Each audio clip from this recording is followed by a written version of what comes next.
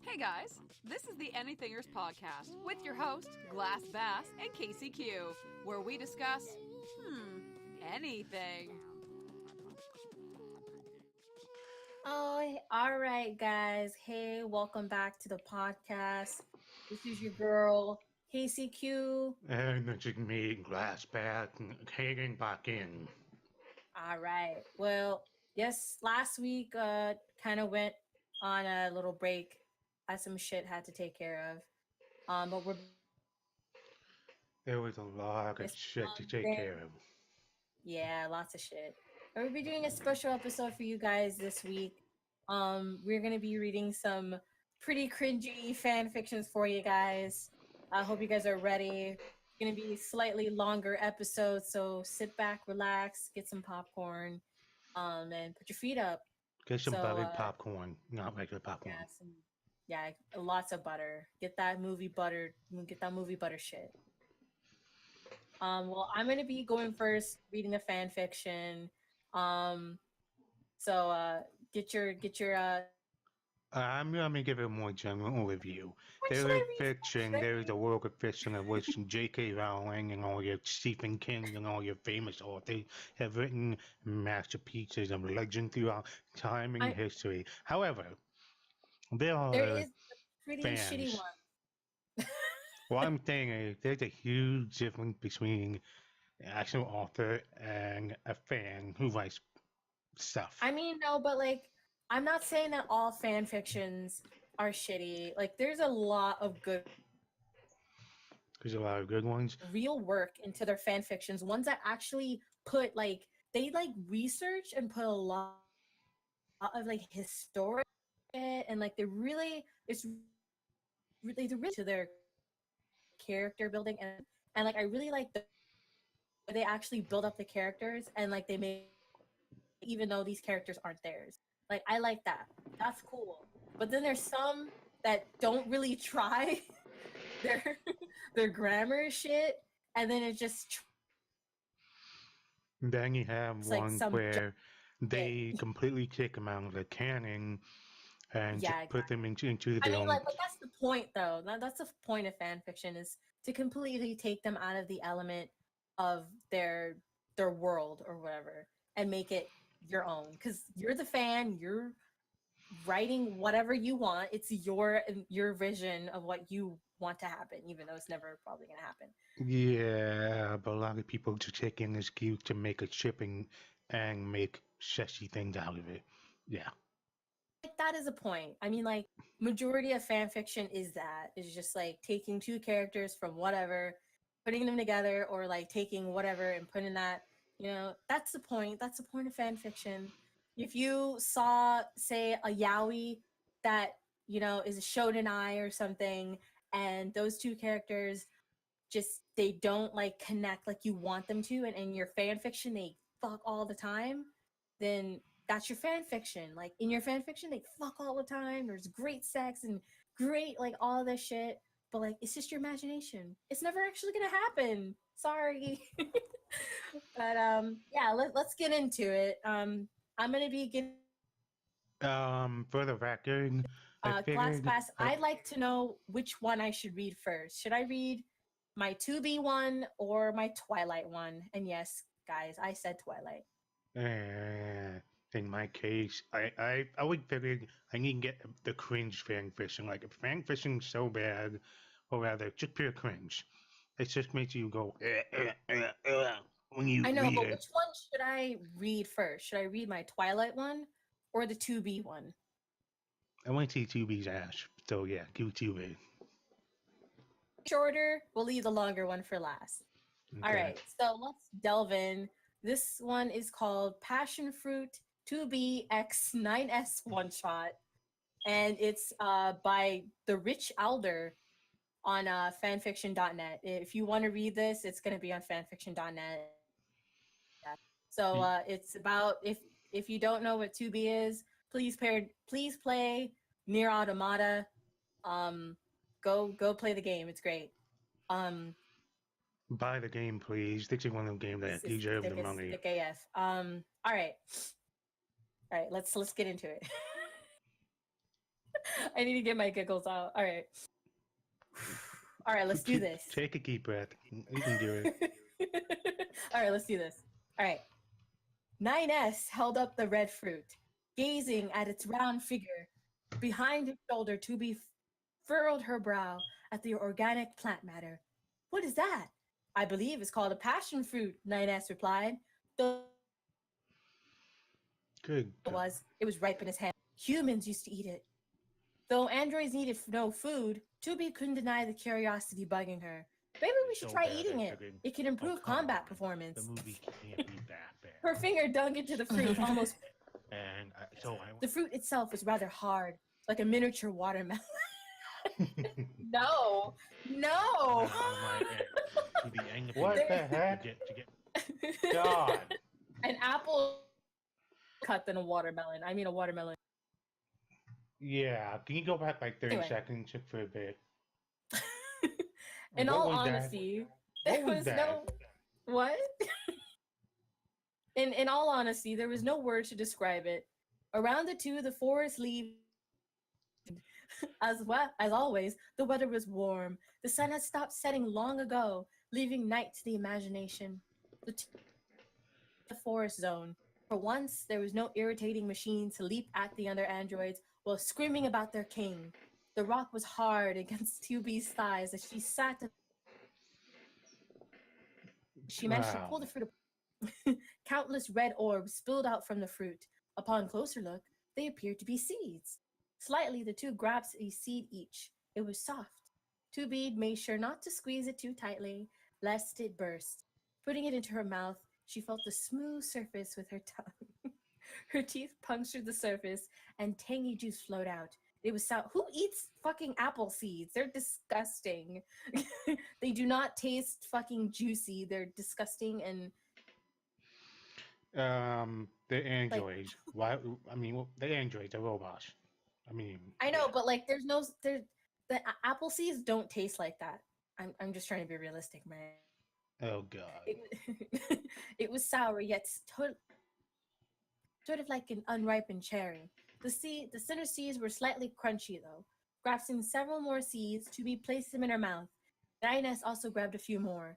After several minutes, red juice stained her lips. Oh. Tubi took care to wipe the stains away from her skin. However, her lips were still deep scarlet. 9S looked back at her. The only red stains on him were on his hands. But in a few minutes, the passion fruit... Oh, it's passion fruit. Passion fruit was completely barren of seeds. The two androids sat there, feeling content. Something about the fruit was oddly satisfying. What? The sun cast deep orange light over their clearing. It peeked through the leaves, dappling the grass underneath. Sunset no longer happened, but occasionally the sky would become a rather scarlet color. However, the sun never... What the heck? Keep Got going. arrested. 9A's gazed towards Tubi's exposed thigh. Suddenly, he felt off. The air was hot, and he felt a little sweaty under his collar. Don't tell me it was poisonous, he thought while wincing. Tubi was looking at him so intensely that he thought he was going to melt. What? He muttered, jerking his head away. 9S, your pants. Come to think of it, his pants did feel quite tight. Looking down, he was shocked to see a bulge. Balls? Then quickly, making a pathetic attempt to cover himself with his arms. The look on her face, however, was not quite what he expected. The android scooted closer, her face almost hungry. Tubi? 9S, she mumbled. Finger over his exposed part. The scanner shivered, feeling his member twitch. Her breasts were right up. Oh, her breasts were right up against him, round and soft. 9S, I feel strange. You feel strange? Except we're not doing anything. Indeed, 9S felt the feeling before, not only in battle, but sometimes when looking at his companion. Never had it been strong enough. A fire burned in his stomach, yearning to do something. Perhaps it was the fruit making them feel this way. That's called lust. Humans used to feel around each other. I know what lust is, to be snapped, pressing 9S down, her thighs against his cock. Despite himself, he moaned without the pesky interference of. Tubi took her visor off, looking down at 9S. Her eyes were solemn. 9S, do you want me? Though his cheeks were burned, he swallowed slowly. God, yes, you're beautiful. The thoughts had always lingered in his mind, but he had held his tongue constantly. What was the point? She was beautiful, she was intended to look that way. Even though there were identical models that looked and they acted to be. Yes, he muttered, feeling the red flush over his face. The android ducked down and nipped her ear. Good, she growled. At first, 9S was scared. What was she gonna do? He knew of sex, but he never felt it before. Besides, never would he have ever thought it would have been with 2B. She was simply way out of his league. However, he began to get a better idea of which such a thing entailed as 2B began to grind against him. Her pan oh god. That's right, 9S sighed. 2B. Her hands were beginning to climb up his jacket. Her thumb traced the line leading to what was under the belt, earning a guttural moan from the scanner. Her eyes soon found his belt buckle, undoing tight restraints. They slid off easily, exposing his erect member. Tentatively, her hands focused around the base. It's hard, she murmured.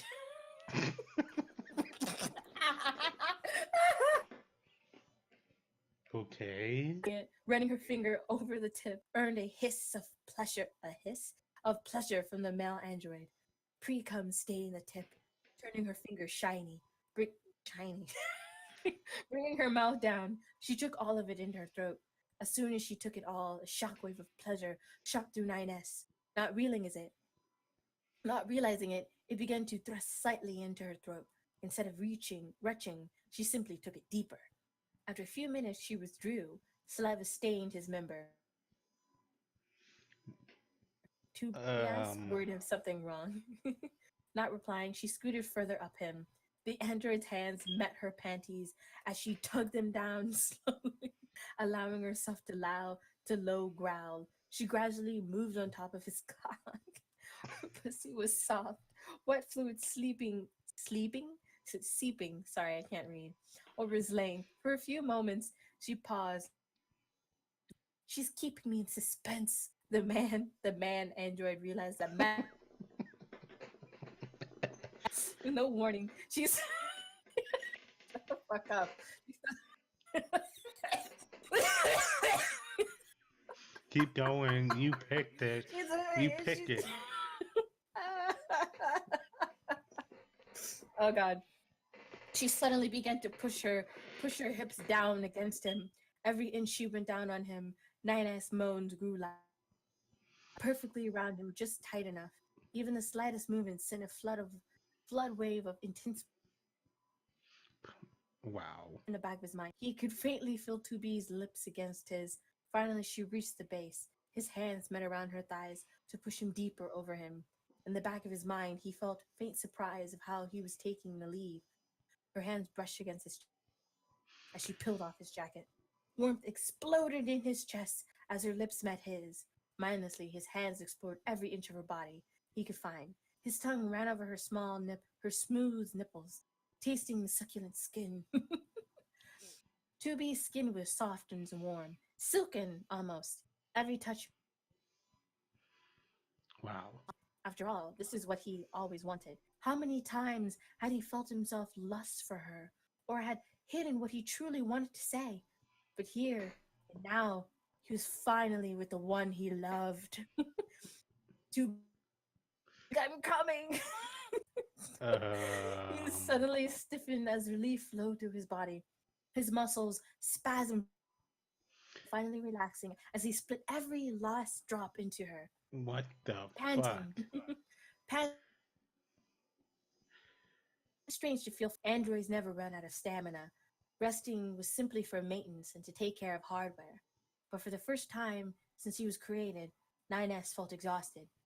The two huddled together in the forest, their skin brushing softly. 2B's lips were a vivid shade of coral as the android looked over at him. For once, her expression was unguarded, most vulnerable. But it was only there for a moment before slipping away to her usual I can't read.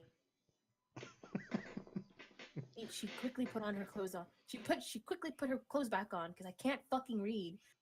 We'd best get shut up. We best get back to the mission. Disappointment flooded through 9S as he did the same, but nevertheless, he still followed her. After all, she was his passing fruit. Nothing else could make him feel so hungry. But there was also something gentle lurking in the depths. A love that he could not speak.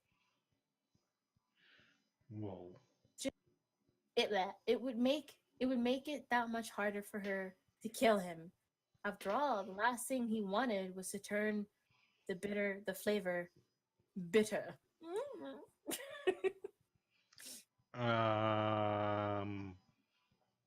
So to be sucked 9S robot cock. Is that what happened? Well, yeah, that's partly what happened. That was like they ate a passion fruit. They got horny and they.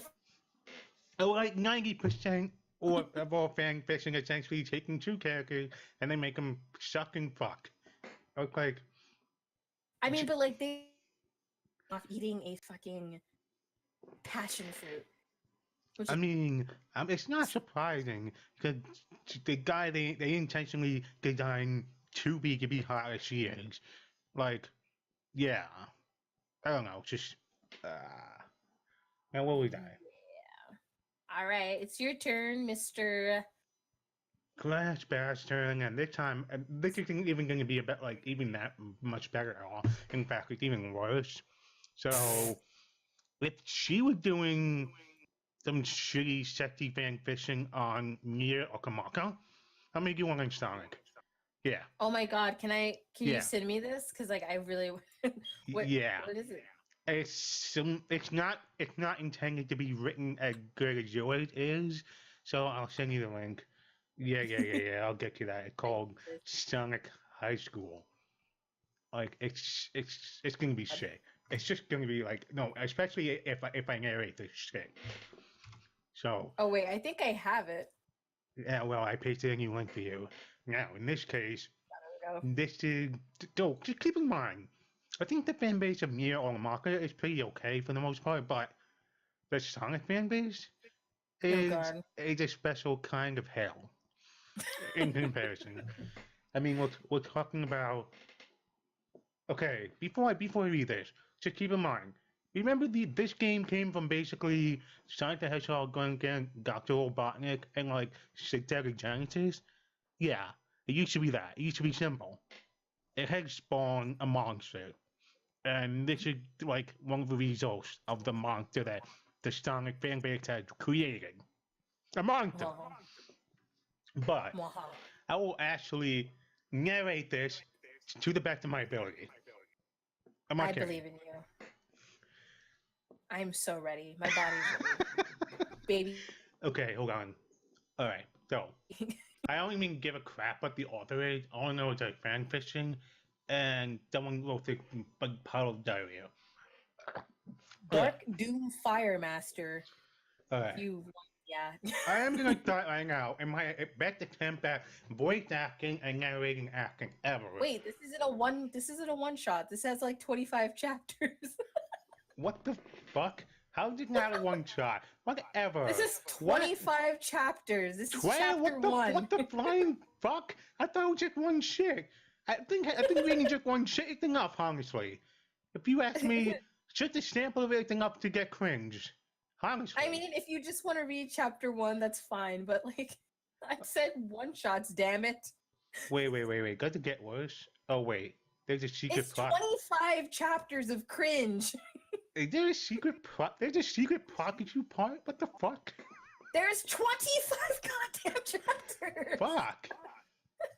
This is chapter 1. This isn't even half of it. I thought this was one shot. Shit. I have to find my stuff new on then. I've read fan fictions that were like 48 chapters, and girl, you better believe I fucking finished all 48 of them. How could anyone actually that's even the worst even word? How does anyone make like literally a novel? It's a novel. Because for me, I had a really big obsession with Robin X Beast Boy for a really long time. And everything I could search up for Robin X Beast Boy, I was down, and like I had. Yeah, keep going. And I read through like a fucking 48 chapter fan fiction, and I was like, oh my god, it's amazing. Oh, it was great. Oh god. Okay, I actually found a one shot. That's actually a one shot.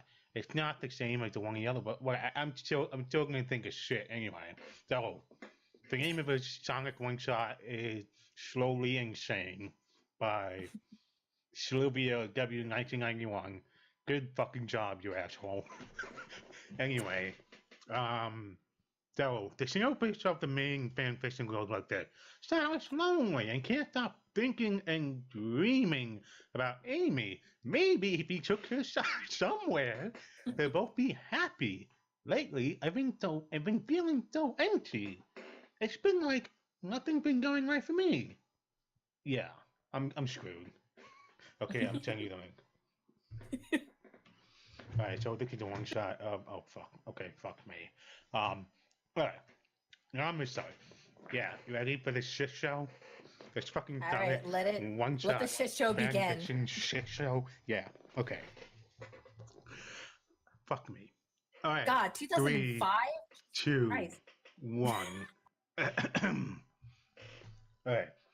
Sonic sat up, gazed. His head was throbbing, and his body was burning with the dreams he just awoken from. Dreams about Amy. What was wrong with him? He stood and walked to the bathroom to get a drink of water and some aspirin. He's been thinking about Amy more and more lately. It was really starting to bother him. Oh, well, I'll think about it tomorrow. And he let out a sigh and drank deeply. What does it sound like, Mickey Mouse? Yeah. I guess I'll drink about it at home. You're interrupting me. Come on.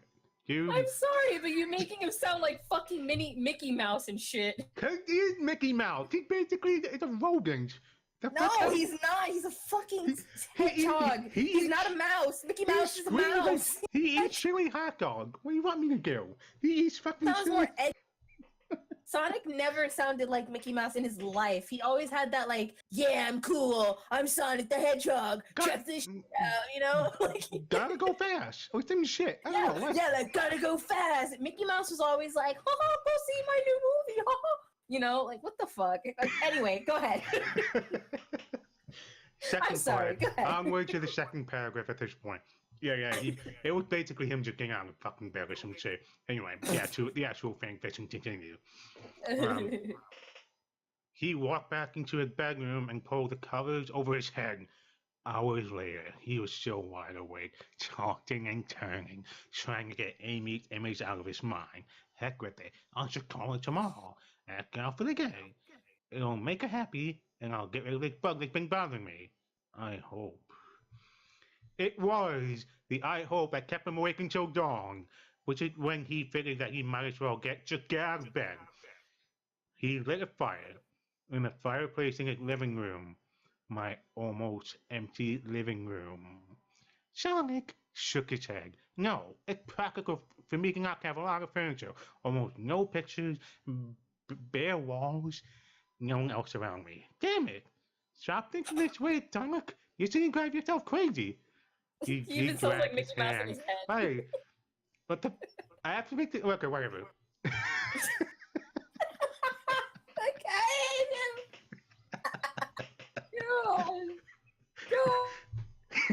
He dragged...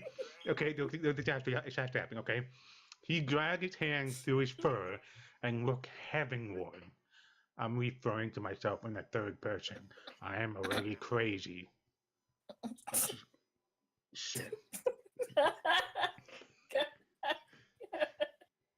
He grabbed the phone. He, Oh fuck. Okay, he I'm sorry. grabbed the phone perfectly, and being a dial number he had to know, he knew by heart. He waited impatiently for her cheery message.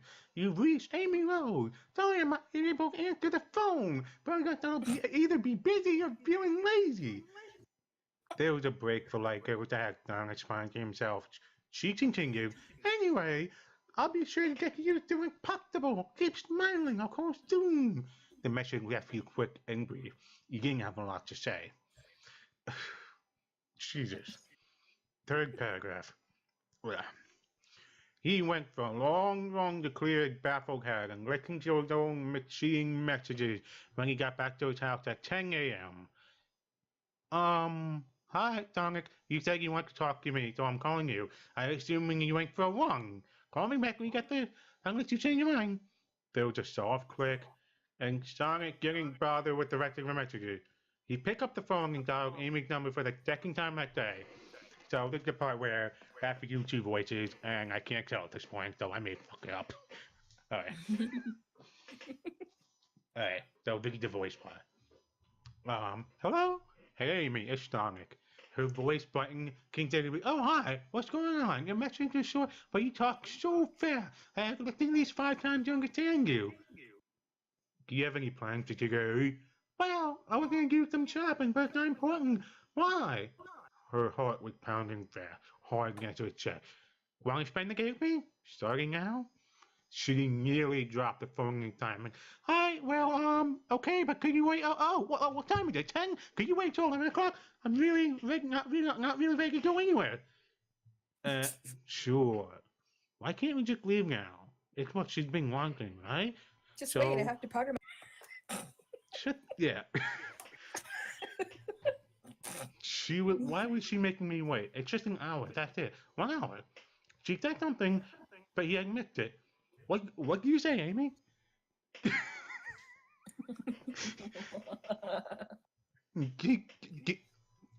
Do you need me to do anything special? Any ideas where you're taking me? Just wear what you normally do, Amy. Wear what I always see you in, what I love you in. No! Where did that thought come from? I may have surprised crazy. Well, okay. If I'm very ill, you want me to call? Yes! He cried. Then he clapped a hand on his forehead and rubbed and answered way too quickly. "Yeah, Amy, I appreciate that. I really want to see you," he admitted. She thought he just stutter though and hang up. "Why did you say that? What's wrong with me?" She better hurry up. It's not even over, by the way. That was not even. So- It's not even like fucking 1/3 way of this whole shit show. By the Oh way, my god.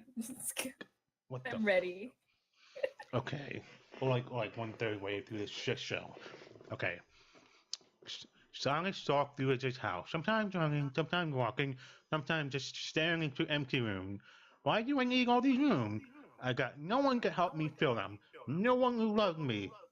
Except Amy. No! Amy just liked me because I saved her a few times, that's all. He ran outside after 30 minutes and stared at his house. My house. This isn't a home. It's just a house where I occasionally stay at. I need a life. A love. He heard the phone ring while he's outside and snatched up on the second ring. "Hello?" He cursed himself to sound so desperate. Oh, by the way, that's how they wrote it, so shitty grammar, yeah. Well, it's Amy, Sonic. She fidgeted with her dress, scared now that maybe he hadn't meant what he said. She sighed in relief. "Hey, are you ready for me to pick you up?" Her body started to tremble with something like anticipation. "Yeah, I am." "Great, bye." He put the phone back in the cradle and started to run for Amy's house. Fuck me. This is really... Come on, baby. You can do it. She put her down slowly and started galloping sincerity. Maybe it's some sort of dare. "If you ask Amy out, I'll get you new running shoes," or something along those lines. He never wanted to go out with me before, so why? Bang bang! Amy jumped up and opened the door to see Sonic, her heart melting at the sight of him. She lightly touched his cheek, and the smile was that always way to wide and gig so softly. Are you all right, Sonic? He touched her hand and didn't reply, but come on, Ames, I want to show you something. He lifted her, bridal style, and started to run. Amy wrapped her arms around his neck and started to laugh. He never taken me for a run, at least not for a fun reason, or a happy one. She burrowed her chest. Wait. She burrowed her face into her chest, laughing, glad that Eggman wouldn't interfere, praying that he wouldn't. Love, why did that word in my head? Why did it nearly burst from my mouth when I saw her at the door? Why am I taking her to my special place? Why is it so important that she liked it? Stop with all the why. His mind was screaming at him. He stopped short, just nearly missing the turn to his special place, the only place he didn't feel so empty. Amy tipped her head up and smiled hugely at him. Her expression grew worried when he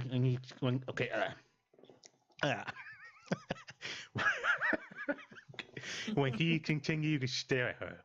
He set her on her feet, and she grew scared. What's wrong with him? I never seen Sonic like this. Is he all right? I have to find out. I have to ask him what's wrong. Sonic, what? She was cut off when he laid his lips on hers. It was quick, but it left her gaping, wanting to kiss him again. He stared back at her. Why can't you do that? Why do I want to do it again? Because it was good. I like kissing her. Maybe she'll kiss me back next time. Sonic lifted her again and started running. He stopped, suddenly stared down at her. Look. She blinked and gigged, and as she looked at her, I grew bitter. This is so beautiful. Sonic set her down, and she spun in a circle, laughing. How do you find this place? When you travel as much as I do, you find places like this, where it seems anything can happen. Amy stared around her. There were flowers, bright blue dahlia, gorgeous red lilies, and roses of all sorts of colors. Luscious green trees shaded them, and a waterfall cascaded down a large hill. Oh, Sonic! She couldn't think of any words, so she threw her arm around his neck and kissed him lightly as a friend. She didn't expect his arm to come down, pressing her closer, nor did she expect his tongue to lightly skim her lip, gently acting entering. Her lips parted, and she tasted his tongue, felt it warm on hers. Her grip tightened on him, and her head tilted back on the mouth. How do you kiss your friend like that as a friend? Yeah, like I made out with him and I stuck my. Not even over. What the fuck? It's not even over. Yeah, I showed her a picture of my dick as a friend. Not over yet. Alright, resuming the story when the shit fucking story that as a friend. He lifted his head and stared into a deep jade green eye. Hang me, he whispered, afraid that if he said more or spoke louder, that she'd move away. He found that he desperately getting on her to move or let go. He closed his eyes on a sigh and dropped his chin on the top of her head.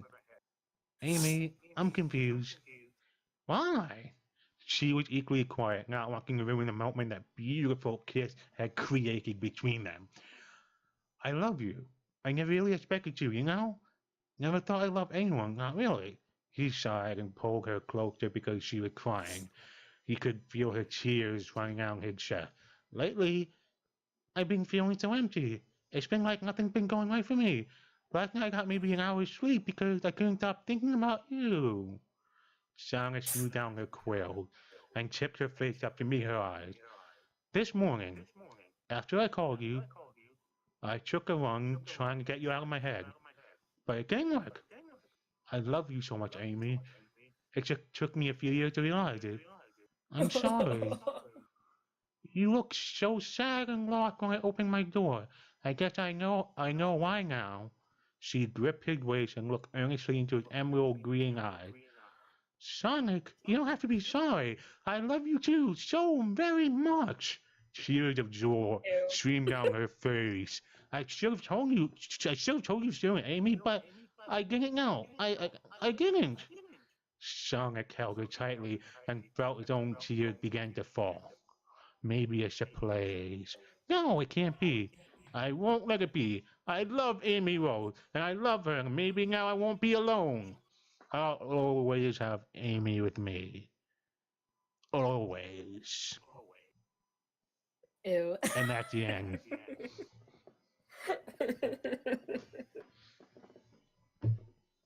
Okay. Yeah. Yeah. Everything is wrong with this fanfic. I mean, it wasn't written badly. It actually has pretty good grammar. In some places, it was just like you could have picked another word for that. But besides that, it was well written. I mean, in terms of grammar. This is a goddamn Sonic fan fiction. How is Sonic the that Hedgehog, relevant? it's automatic. This is shit. It's all goes shit. It's like if you I make mean, it, like the grammar is good, but because it's Sonic, it just automatically gets an F. It automatically is cringe because Sonic the Hedgehog is so over the top and weird, and everybody's an animal. I mean, I don't. it just doesn't work, dude. The Sonic the Hedgehog was meant for running like left to right. It just wasn't meant for this. I Trying to make it mean, all serious. I understand 2B and 9S. At least they were somewhat human. We're talking about fucking animals here, like anthropomorphic animals. I thought they were gonna fuck, but I mean, I'm glad they did. I'm glad they didn't. So I don't know if I could have held it in. If they did fuck, it would be a horrific furry based in the Sonic universe, and Oh, we God. know that's written somewhere else. I know there's something out there with Amy and Sonic fucking. Just do not play Sonic Game Collection. That's all I'm asking of you, because that thing was like basically the worst of a Sonic fan base distilled into an actual game that you can play. Like, I don't know if you played that, but you should. Just Which game? Sonic Dream Collection. Oh, I think I played that. You should play it in the Get Out though. Very new perspective. I never want to play that game ever again. It scared me. It scared the fucking shit out of me. And not because it was like, oh no, jump scares. It was because it was very disturbing and too surreal, and I just didn't like it. Yeah, especially the part where they say you need Oculus VR to play. You can actually VR into one part of it, and needless to say, it was pretty fucking creepy seeing it to a Sonic who had realistic feet. Fuck that. I had a nightmare that I was like in that hotel that they were in, and like I was like in that bed. It was weird. I can't with that. Oh, You had a ew. nightmare. God help this soul. Yeah. All right, guys. Well, it's my turn once again. Mine is fucking long as fucking hell. Jesus Christ. Is it 25 chapter long? No, it is a one shot, but it is very long. So Wow. strap in, guys. God. Okay. So what's this one? If it's not, This one is called Autographs and Apple Tarts. I'm gonna read the description here. It says Edward Cullen is one of Hollywood's hottest young stars, and Bella is his biggest fan, and not so young. Between the paparazzi, the crazy fans, and the fact Good God. sister, their romance faces challenges. Fortunately, Edward's a patient guy. Wow. Nice. Okay. Well, apparently this was a stand-up for somebody who was trying to raise $10,000 for cancer research. That's pretty fucking amazing. Wait. Did you research? Wait, what? This was written as like a stand-up or something. Oh. Okay. like then. that raised $10,000. That's great. Oh god, but like long. All right, we're just gonna jump into it. I don't know how any of you feel about Twilight, but like I love Twilight. I will always love Twilight. But I also have it's a very funny relationship that I respect. I love it, but I also don't mind people shitting on it as much as they do. It's shittable. It's shittable content. I know it's shittable, but like I love shitting on it. It's supposed to be shittable. Twilight is in my heart. Yeah. Continue on with your Twilight fiction. All right. Now, let's get started. Do you see him? Alice hopped up and down, trying to peer over the heads of the people crowded in line in front of us. Of course, since she was just shy of 5'2", pretty much an exercise in futility. Not yet, I saw of the barcade and leaned over as far as I could, straining for a glimpse. I could just make out the steeps leaning out onto the platform. Good God. The back curtain on the side blocked my view. A security guard stepped towards me, and I got down quickly. Everybody knew bodyguard Emmett did not tolerate line cutters, panty tossers, or barricade jumpers. And the last thing I needed, after waiting all night, was to be thrown out of line. I couldn't believe I couldn't believe I was there in the first place. Camped out among the teeny boppers and sorority girls when I was old enough to be there. Well, not mother, but older sister at least. Wow. Still, when you're a fan of Edward Cullen, star of the mega TV hit show The Timekeeper, What? the countless movies you followed his career since that first guest spot on The Emerson,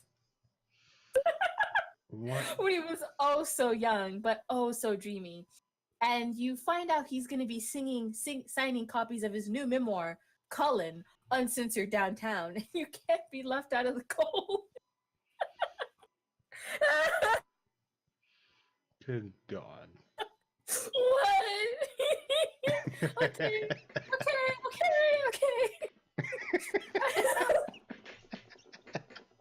Cullen, Uncensored Down. What does that sound like? Some kind of fucking softcore porn that you buy out of a Target? I don't know. Okay. Actually, you are left out in the cold because you have to camp overnight, and you'll never get a spot in line. So Alice and I took 2 days off from our jobs at Eclipse Public.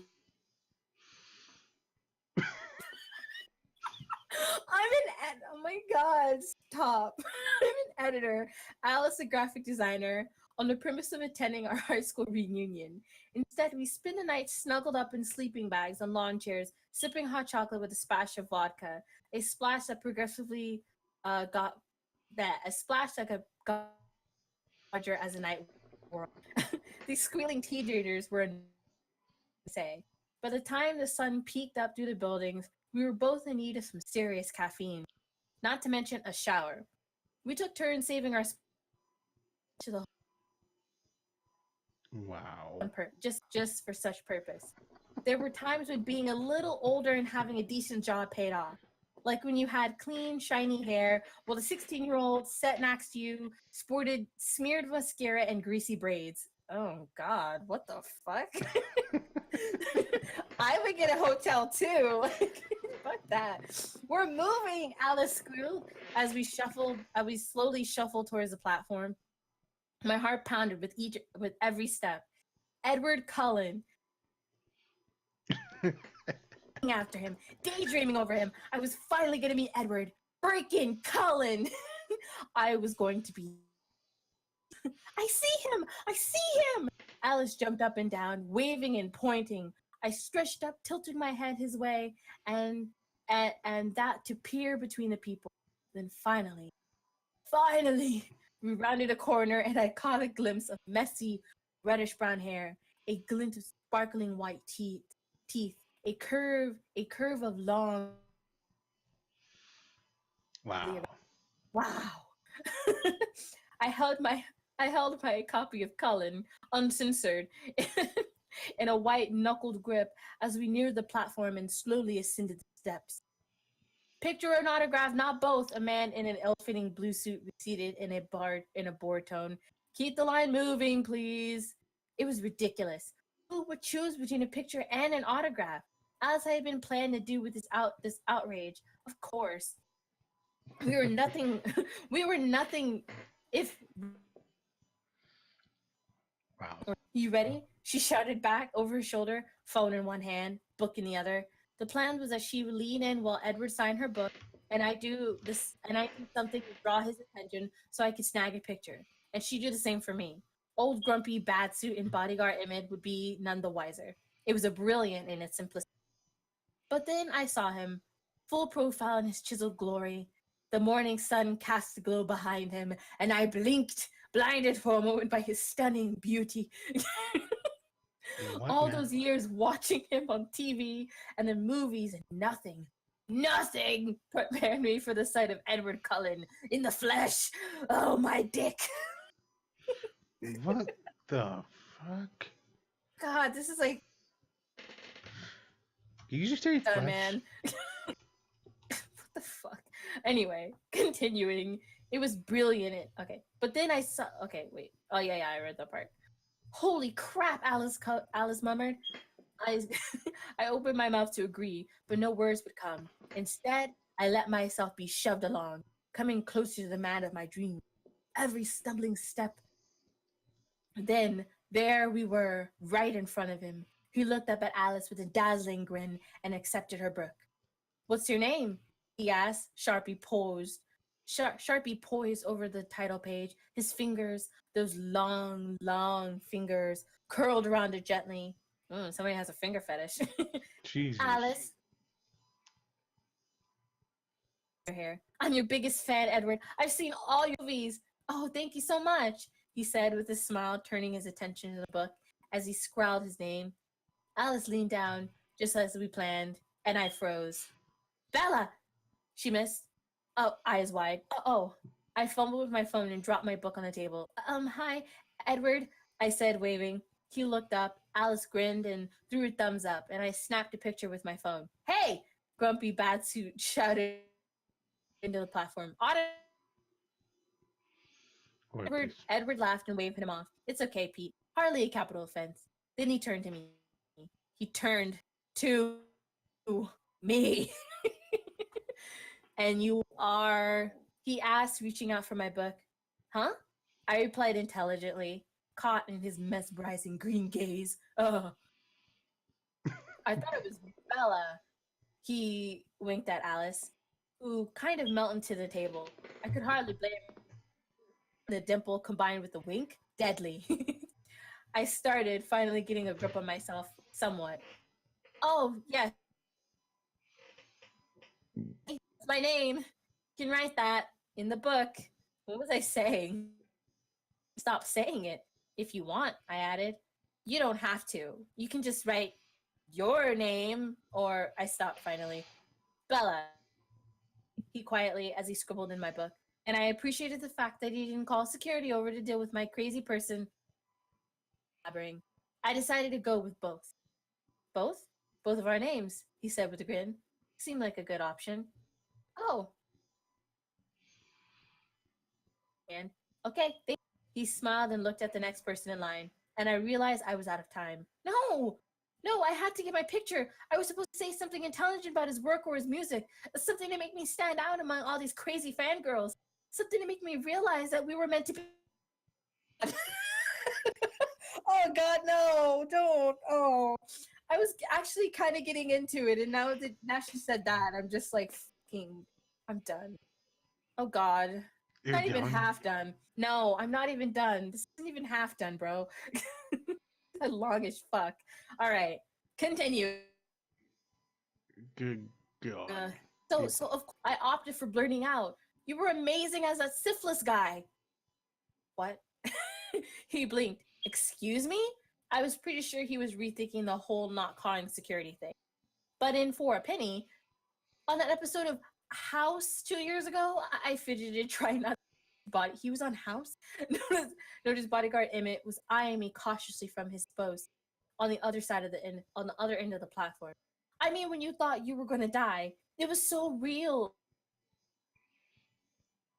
Syphilis. So all you Wow. It was a shot of penicillin, but you didn't know that at first. And then they thought it was lupus or autoimmune, or they always think that. He laughed, cutting off my mad torrent of words. It's never lupus. I know! I leaned forward and I could see Alice angling it. But the scene with your girlfriend when you found out she was the one that gave you syphilis? Yeah, like I said, amazing. You should have seen an Emmy for that. Edward smiled at me and he blushed. Over here, Alice shouted, and he turned her face to there, and the flash on her phone blinding me for a second. She stopped the picture. Hey! Grumpy Batsuit headed over, fire in his eyes. We grabbed the autographed copies of Cullen, uncensored, and made a run for it. Fortunately, the security guard had a bigger fish to fry, and was distracted by a group of blondes who actually climbed onto the table and tried to kiss Edward. Alice and I circled around the other side of the barricade. Watched the rest of. Well, once bodyguard Emmett peeled the last blonde off the man of the hour, that is, Edward finished up and waved to the crowd before ducking behind the curtain. I screamed with the rest of them, certain that he was looking right at me when he smiled. I wish. I can't believe we actually got to meet him, Alice squealed. And he was so nice, I added, and hot. Well, that goes without saying. How did the picture turn out? She reached for my phone, flipping through the screens and squealing again when she found the photo. Caught Wow. down time, Bunch of laughing fangirls. hysterically. God. Excuse me, miss. I looked up to see the bodyguard Emmett looming for us. Crap. I grabbed my phone and stuffed it in my purse. Alice did the same, and we looked chins in a challenge. We weren't afraid of him much. Man, he was big. His muscles had muscle, and they really were, and these really big veins. Look, I said, my voice a little shaky until I cleared my throat. It's just a picture, right? I mean, it's not like we were hurting anyone, miss. And we didn't jump him and try to stick our tongues down his throat. She's right. We wouldn't do that. We're very respectful. I held my purse protectively behind my back. There was no way this guy was getting at my picture. I checked to make sure Alice had my back and was pleased as she looked as determined as me. We can make a run for it, I thought. I'm proud. Sure, Emmett was big, but he probably wasn't that fast. And I was worried for a girl, kinda. For some reason, the bodyguard seemed to be rolling his eyes and trying not to smile at the same time. What? I asked, irritated. I'm not going to take your phone, he said. This one. He held his small black cell phone in the palm of his hand. I stared at her for a moment, then looked up at him in confusion. That's not mine. He did the eye again. I realized that. Edward wanted you to have it. I blinked. Edward? Edward? Edward Cullen? I was having some difficulty making sense of that word. Emmett snorted slightly. Yes, Edward Cullen. Edward Cullen wanted me to have a phone? But why? But why? He scratched at his jaw. Just give it to you. And with that, he saluted me with two fingers, turned, and walked away. I gave to the phone in my hand. I realized Alice was doing the same thing. Give me a phone. Why did Edward Cullen give you a phone? It vibrated, and I nearly dropped it. It flipped through the air in one hand to the other, and Alice let out a scream as I finally caught it between my fingertips. Not helping, I muttered. Sorry. It vibrated again. An unfamiliar number appeared on the screen. Well, of course it was unfamiliar. It wasn't my phone. Apparently, along with losing my... it's become a bit of... I vibrated again. What should I do? Answer it? She reached out to stop me just before I pushed the green button. Just be casual, right? Casual. I nodded. Right. Right. I swallowed and hit the green little button. Hello? Bella here. Bella here? Really? I sound like a douchey used car salesman. A low voice chuckled over the line. Hello? Bella here. This is Edward Cullen. I said at Alice, who simply stared at me wide-eyed. No help from her. No help from that quarter, evidently. Sorry about this, he said. It was the only thing I could think of. Only thing? To get to talk to you. I really didn't have a chance. Um, okay. What's he saying? Alice hissed. I waved her off and huffed, crossing her arms over her chest. I don't usually do this kind of thing, he said, but could I maybe buy you a cup of coffee? Coffee? Yeah. I nodded, then realized he couldn't see me. Yeah, Angelo's. I've been there. It's an hour, okay? Is an hour okay? Yes. I mean, we could do it another time if you have plans. No! I shouted on the phone. Smooth, Bella. I mean, an hour's fine. I don't have any plans. Alice's eyes just bugged out of her head, and I was a little worried she might be having an aneurysm. Good. Great. That's perfect, Edward said. I'll see you then. Oh, and bring my phone, okay? Okay. Bye, Bella. Bye. I hung up and stared at the phone for a long moment. Edward's phone, Alice, to her credit, waited patiently for about 3 seconds before she started to scream. Nothing's going to happen, I said stubbornly. You don't know that. He did ask you out. Alice fiddled with my hair, and I batted her away. We were across the street from Angelo about 10 minutes early, and I was trying to calm my racing heart. The fangirl in their house. Okay. All right. Alice wasn't helping. He just wants coffee and to get his phone back, I said lamely. Yeah, okay. Once he spends more than 5 minutes with me, he'll realize how ridiculous all of this is. It's not ridiculous. Alice had a greased look affronted. You're amazing. He's gonna fall madly in love with you and sweep you away into his summer house in France or something, and you'll have amazing sex and a castle, and Michael Douglas and Catherine Zeta-Jones will be there. What the fuck? I blinked. Why would they come to our wedding? Alice rolled her eyes. Because it will be the social event of the decade, of course. I threw my hands in the air and started to pace. What am I thinking? He's Edward Cullen, Alice. Yes, I'm aware. He's a movie star. He's rich and famous and beautiful and has women falling all over him. And he's young. Too young. She shrugged. Not that young. He's 22. No, that is kind of a really big age gap, but it's not that bad. Alice seemed to be purposely not getting the point. He's 12 years, Alice. I can do the math. Right. I stopped pacing, straightened my coat.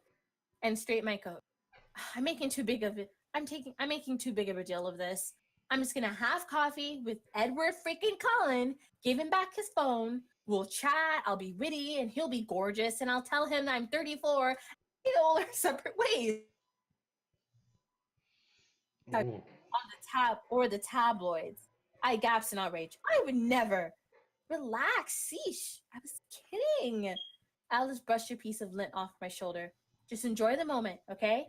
It's not like any of this thing is gonna happen. It's not like any of this thing happens every day. Understatement of the century. Don't be nervous. Impossibility. Be yourself. Like that's gonna help anything, I muttered dryly. Compliment his work, but probably not the syphilis thing. Oh God, I can't believe syphilis. Look, on the bright side, Alice said cheerfully. He must have been flattered, or he wouldn't have called. Right. I checked my watch. It's time. Go get him, Tiger. I raised a brow at her. What? Be supportive. I took a deep breath and set off across the street. Remember to use protection, Alice called out. I was pretty sure I was going to have to kill my best friend. What the fuck is this going? Everybody acts like a coffee date is easy. Good. Like, just because it's the middle of the day and you don't have to try and keep spaghetti sauce off your shirt.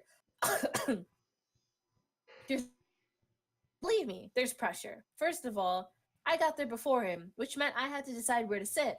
And of course, it made sense that a celebrity would want to sit in the dark corner to avoid the paps and all. But in this particular coffee shop, there were no dark corners, only a semi-dim corner behind the door of the kitchen. And if he sat there, I don't know if he would think I was which I totally wasn't. But if he sat at the front corner, then everybody could see, and you might think that I actually wanted every he's a celebrity, which I didn't. So yeah, pressure. Then I had to decide what to order.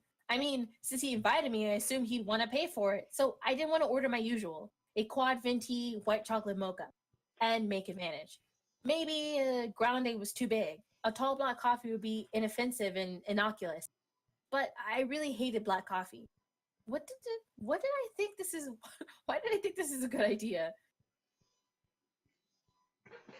And to hover over the side of the and pretend like I was examining desserts in the glass case. Not that there was any. I was ordering one of those. I was avoiding the barista's suspicious glances by feigning interest in an apple tart when I heard a familiar voice. The chocolate pound cake is better. I looked up to see Edward grinning down at me.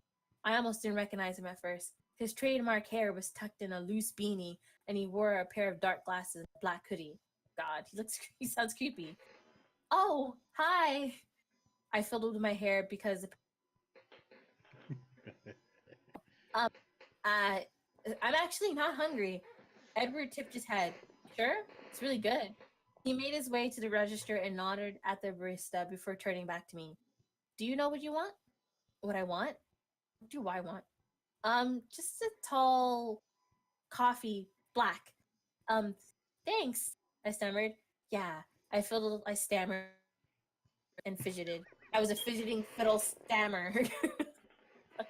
Good lord, what the hell was wrong? Where's wrinkled? I can't read. Black? Really? He reached up to the side of his sunglasses, down his nose, and peer at me over them. But I held his piercing gaze. Okay then. He turned back to the barista and ordered my black coffee and a caramel hazelnut frappuccino with extra whip and caramel, adding a couple slices of chocolate cake and an apple tart for good measure. He led me to the table in the corner, not the dim one, but the one in the front with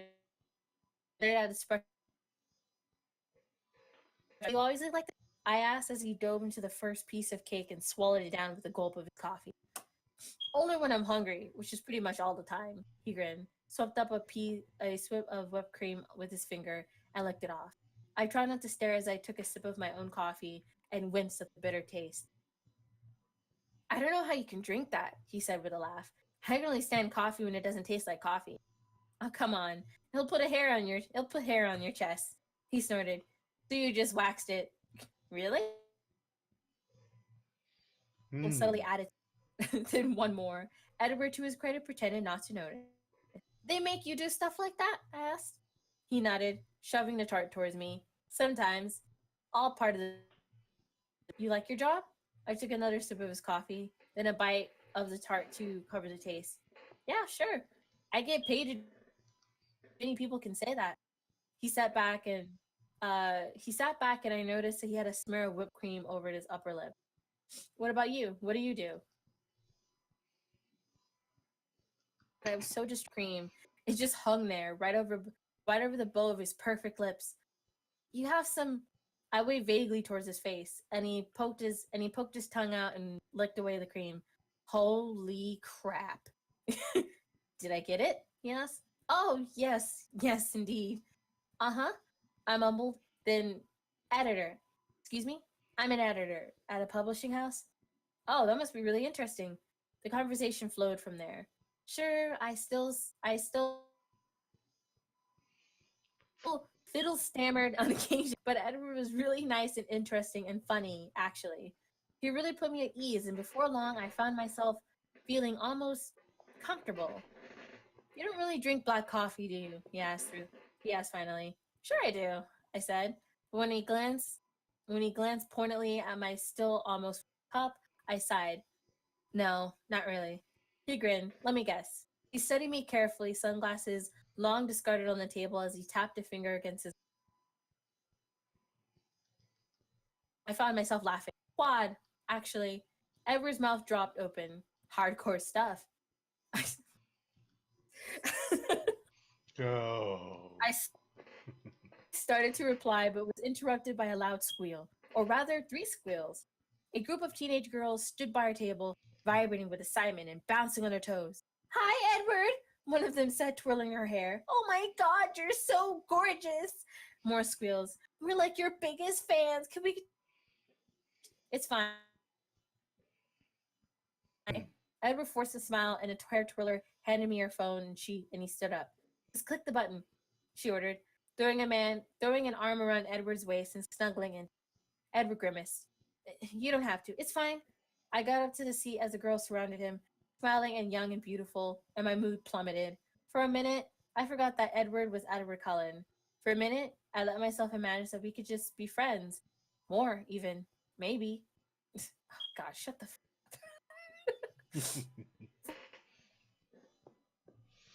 the young, too beautiful, too rich, too famous, and I was none things.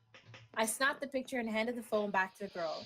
She and her friends giggled and finger waved at Edward before leaving the coffee shop. Edward eyed me nervously. Sorry about that. No, really, it's fine, Edward. No need to apologize, I said, gathering my purse and jacket. I really should be going anyway. Bella. He reached out and snagged my arm. I stared down at his long fingers wrapped around my waist and swallowed thickly. This was a huge mistake. I'd like to see you again, he said. I blinked in surprise. Because I really don't think that's a good idea. Seeing you again or liking you? Both. Neither. Why not? I released my He released my wrist then, tucking his hand into his jean pockets. I thought you were getting along pretty well. I mean, despite the whole lying about your coffee preference thing. He tried to meet my eyes, but I looked away. I'm too old, I said flatly. What? I'm 34, Edward. So I'm way too old for you. What the fuck? 34 isn't old. Old enough? I took a deep breath. Look, Edward, I'm flattered. I really am. You have no idea how much, but you don't want to get involved with me. I'm pretty sure you'll end up regretting it. I was trying to be serious, but Edward cracked a grin. So dramatic, he said. I'm not asking for your hand, Bella. I just thought we could hang out for a bit. Have some fun, maybe. Is there a law against that I'm not unaware of? His words almost iced. I don't care about the media. You know they'll have a field day if we start hanging out. I don't care. He snapped. Then he pinched the bridge of his nose and exhaled heavily. Look, Bella, I don't live my life for the press, for the fans. Really, I couldn't care less what the media has to say about my private life. That said, I know what I do can be hard on my friends, and I understand if it's too much of a hassle for you. Great, now I feel like crap. I looked at him all of a sudden. I just saw a nice guy who thought I thought he was too much of a hassle. That's not what I meant. I sat down with a heavy sigh, and Edward did the same. I don't really know what I'm doing here, I confessed. Edward's lips lifted a small smile. Having coffee? I grimaced, shoving out my cup. If that's what you call that stuff. He laughed. Look, I meant what I said. I'd like to see you again. Hang out, you know? But if the whole paparazzi quiet, you think so? I asked, raising a skeptical brow. Those guys camp out across the street from your house, Edward. You think you can hide this stuff from them? You planning on coming to my house? Edward smirked. Good Lord, is he flirting with me? What the fuck? Oh, God. I flushed and took no mercy on me. Believe me, those guys only see what I want them to see, I said. I've gotten pretty good at sneaking around. I've been here for almost 2 hours, haven't I? And not a camera in sight. Beyond my control, he said, a mock serious on his face. They have resources the FBI would envy. I couldn't keep back the smile. It's frightening, really. Terrifying. He leaned forward across the table. So, are we doing this? Be friends? He winked. For now. How could I resist? I suppose we are. What am I doing? I wailed. You're spending time with the gorgeous, intelligent, filthy rich, and famous actor with an amazing ass. I clasped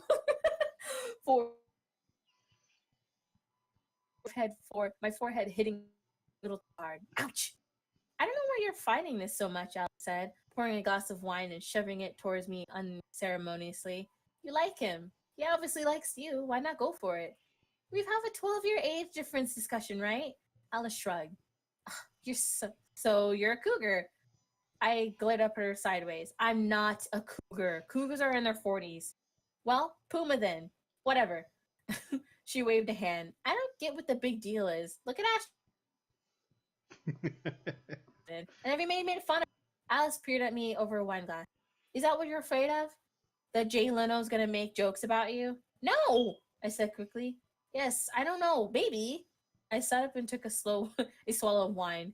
Why did they make fucking Bella some like fucking middle-aged what the fuck is... Okay. And another one. It's just complicated. What does Edward say? He says I'm overreacting. What fan? Sounds like a smart guy. Alice picked through the candy dish in the center of the table and unwrapped a truffle, popping it into her mouth with a satisfied smile. He doesn't know what he's doing, I said quietly. Alice stiffened. What do you mean? Nothing. Bella? Alice? Don't Alice me. Tell me what you mean, he said sternly, picking out another truffle and tossing it at me. I chomped into it with a glare. Okay, I said after swallowing the rest of my wine. Let's say we get along, right? Everything works out and we're blissful. Shut up, I'm making a point. Alice mimed her lips away and waved for me to continue. Eventually, he'll want things. Maybe 5, 10 years down the road, he'll want to get married, have kids, and I'll be in my 40s, Alice. What if I can't give him that? For a long... You've got to be kidding me. Don't mock me. I don't need to. You're doing a bang-up job of yourself. She shook her head and reached out and grabbed my hand. God, Bella, all the time. And then there's a meeting. I can't wait to see the headlines. Cougar sinks her claws into Cullen. I thought we decided you're a puma. Not as many opportunities for alliteration. I mumbled into the table. Having decided lying on it was much better position for swallowing. Bella, I swear I'm gonna slap you. You're freaking out over press coverage and babies 10 years down. What the hell is wrong with you? I don't know. I whine like a 5-year-old. I rock my head back and forth against the table. I'm afraid if we get involved, regret it. His career will be ruined and he'll resent me. He won't have the life he wanted. It'll be my fault. Alice was silent enough. Fuck. This is sad.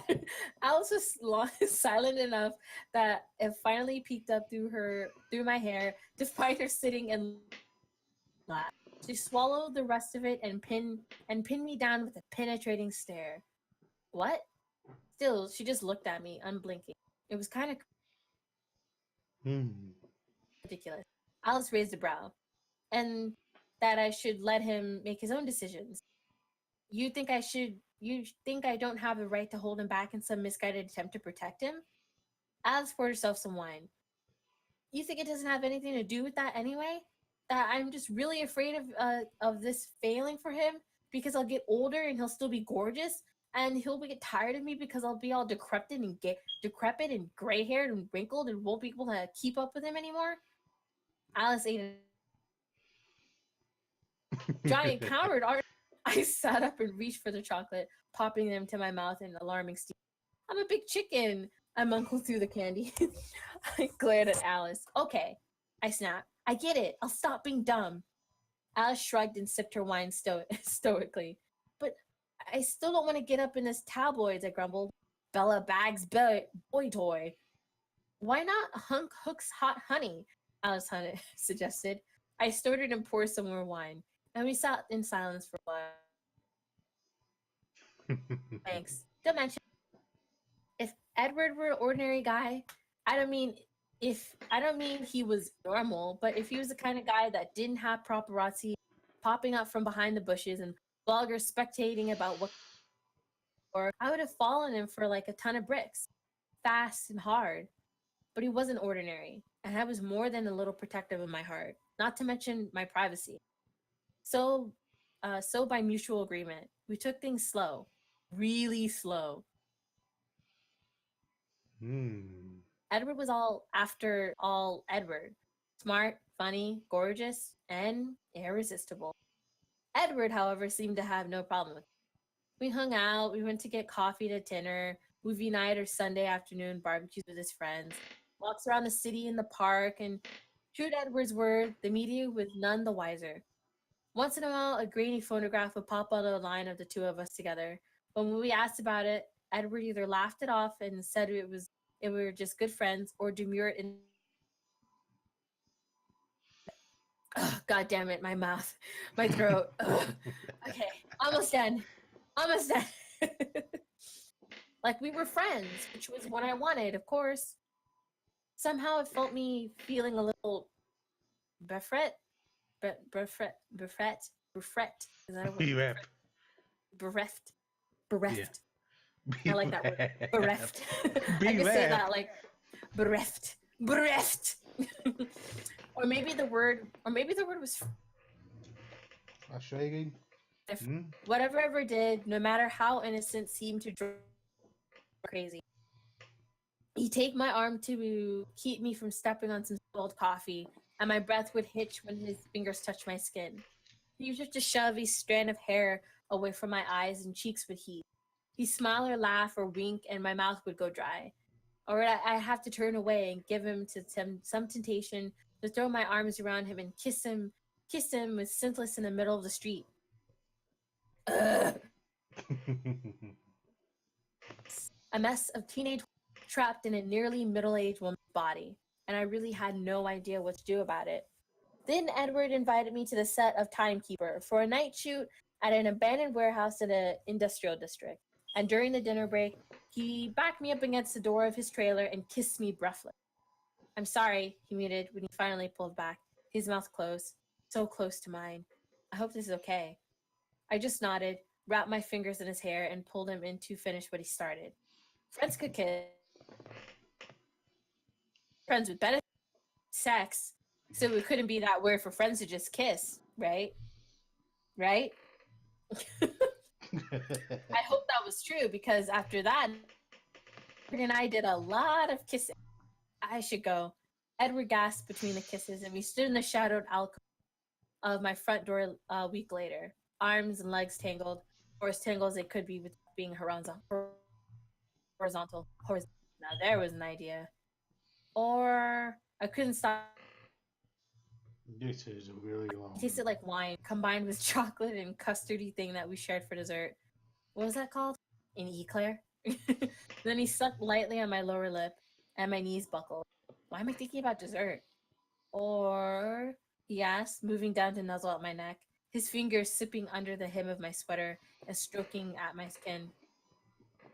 Or what? I grasped as he nibbled my throat and swirled his tongue around just so. You said or. Oh, he came back and I was lost in the wet, the hardness pressed up along the front of my body. He groaned at the sound, He groaned the sound sent a shudder through me, a wanting. Oh, yeah, I said, pulling back so I could take a breath. Edward's cheeks were flushed, his lips kissed swollen and wet, and it was all I could do not to dive back in and, or, I said, forcing my gaze to look up at him and swallowing my nerves. Or you could not go. Good God. And stared at me and said nothing. Crap. Or not. I waved a hand and stumbled back a step, flustered. I was kidding anyway. I mean, you got things you need to do, right? Early morning or whatever. I do too, now that I think about it. He flooded my cheeks. What was I thinking, propositioning him? Sure, a little making out was fine, but good God, if he had sex, he'd see me naked. No fucking shit. And underneath these clothes was not a bounty of a 20-year-old supermodel. Yeah. Ella. So I should probably go in, and you should probably go, right? I turned around to unlock my door, but Edward grabbed my arm. Bella, listen to me. I froze, my back to him as I tried to regain some semblance of dignity. It's okay, Edward, I said quietly. I get it. You don't need to say anything. No, you don't get it, he said, tugging on my wrist until I turned around, my gaze fixed on the ground. I'm kind of getting into this.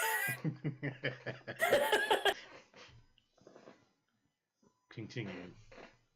Right, like, I'm about to read it. It's not that I don't want to stay, he said. Not at all. Unable to resist, I looked up to find he was watching me close, eyes pleading. You think I don't want to come inside? He asked quietly. You think I don't want to be? You don't think about being with you all the time?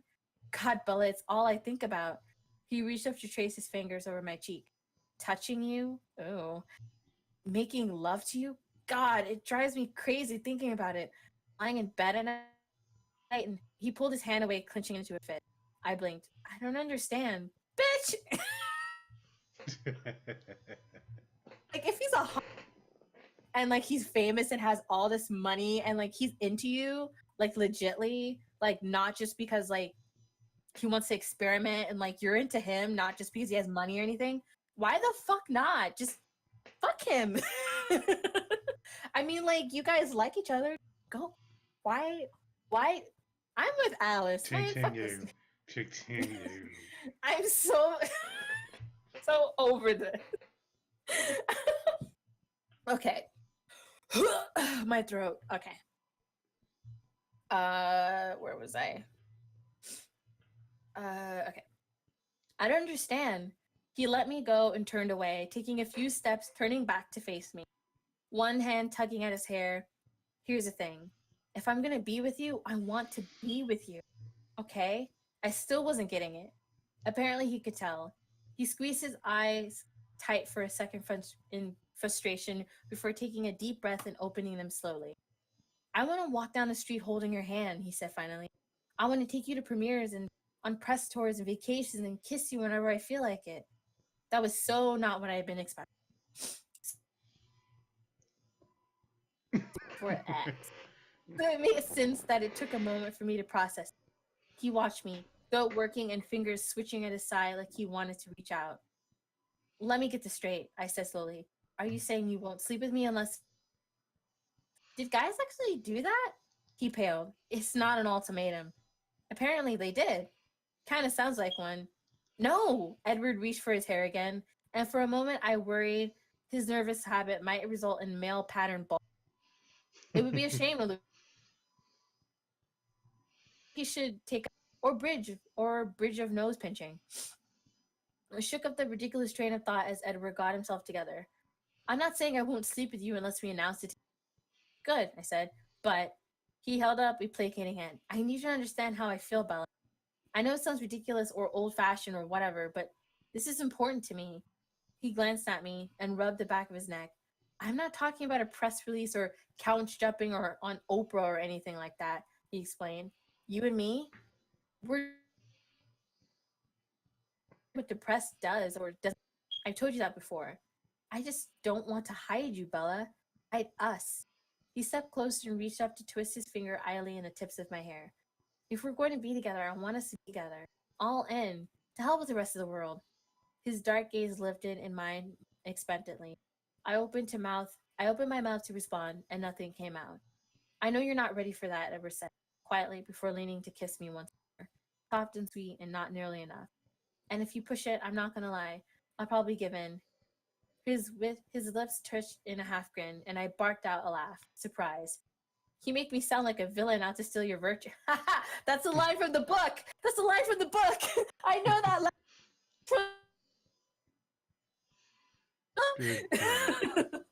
I said more comfortable, not. Oh God, I'm fangirling now. Okay. More comfortable now that I've eased into teasing territory. Oh, you wouldn't have to steal it. I'd just give it away, Will, said, leaning in against a to press a few trailing kisses up my neck, over and over again. His breath tickled at my ear, and I shivered. Oh, I managed. But I'm asking you not to push it, Bella, he said, straightening again, all signs of teasing gone. This is important to me. I hope you'll respect it, just like I respect the fact that you're not ready yet. Wasn't I ready? Actually, especially when Edward kissed my... Unfortunately, I must have said that part aloud, because Edward laughed. No, you're not, he said. When you are, let me know. He stepped back, away from my front door. Ball's in your court. He said a wave before turning back to walk down the sidewalk at night. So let me get this straight, Alice said. You want to have sex with him. He wants to have sex with you. It was about 20 minutes after Edward left, and I was lying on my bed sideways, head hanging off the end, phone kind of half pressed on my ear. It had been fully pressed until Alice screamed. Now I was a little gun shy. Yeah, Good. I sighed, looking at the upside bookshelf on my far wall. Nope. And he doesn't want to have sex with you if you wanted to keep it a secret. The relationship, not the sex. Not the sex that should be announced on the media. Right. I was getting a headache with all the head hanging and upside down bookcase looking. So I rolled over and pulled a pillow under my chest. I heard Alice groan with frustration. I kind of knew how she felt. So you're at home, alone, not having sex because your super hot boyfriend wants God. You're a super hot boy. Yeah? Oh, God, I'm gonna scream again. Please don't. Okay. I can stay calm. Alice took a few long, short breaths. Let me ask you this. What exactly are you afraid of? What I was afraid of? I'm not sure. Is it still the age thing? I sighed.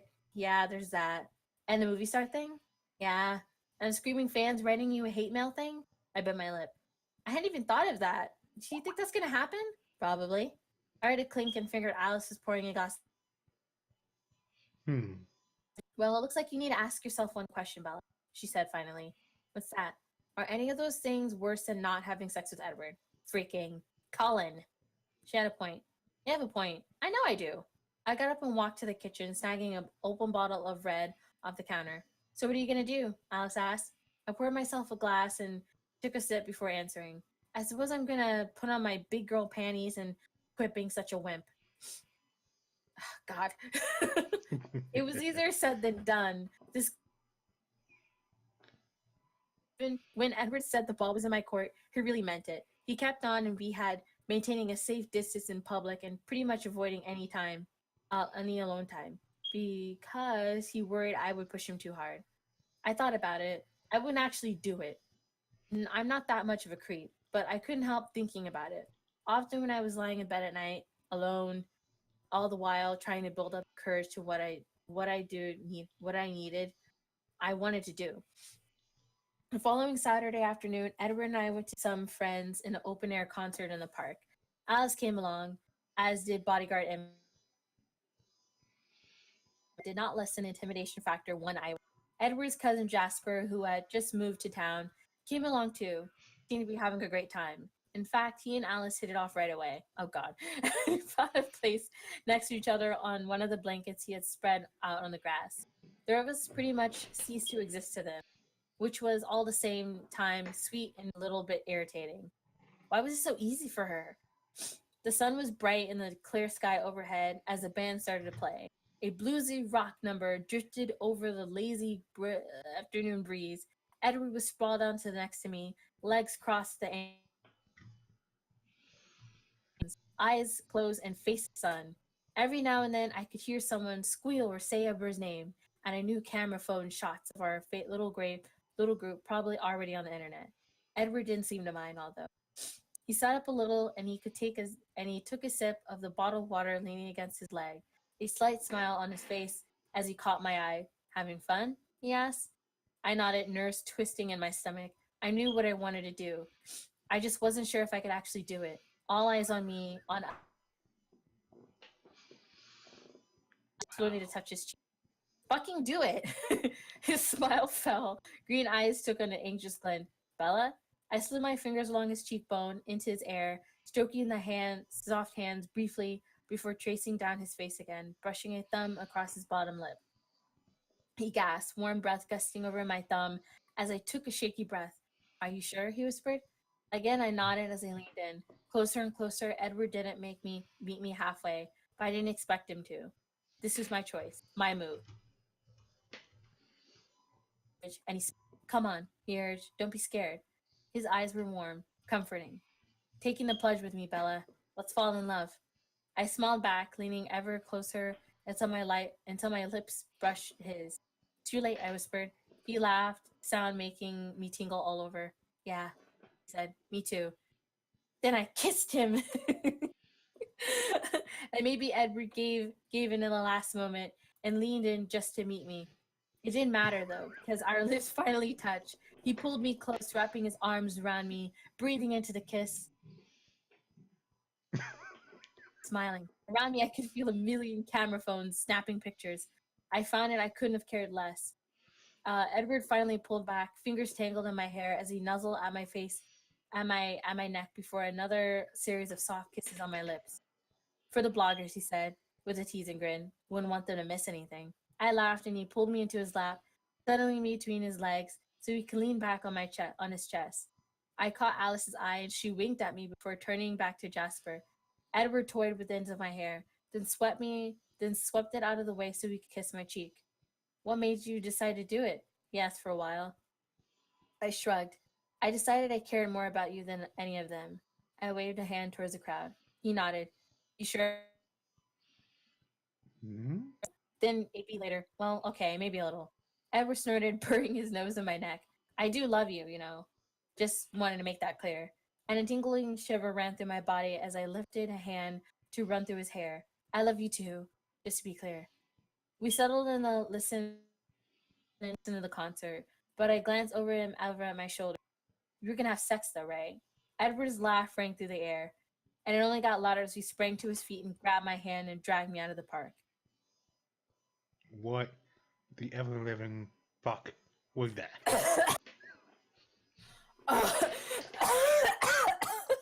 Fuck. What the fuck was that? God, how long was that?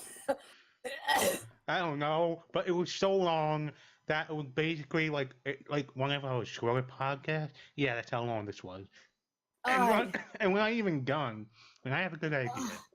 Like, oh God. so the fact that this was basically one giant Edward McCullen fucking fanfic or something, I don't know. It was good. Good grammar. I'll give it some credit. However, I mean, no, like this is like professional. Like Yeah. whoever wrote this, like they're a writer. Like I can tell. But like I don't think this is supposed to be taken seriously.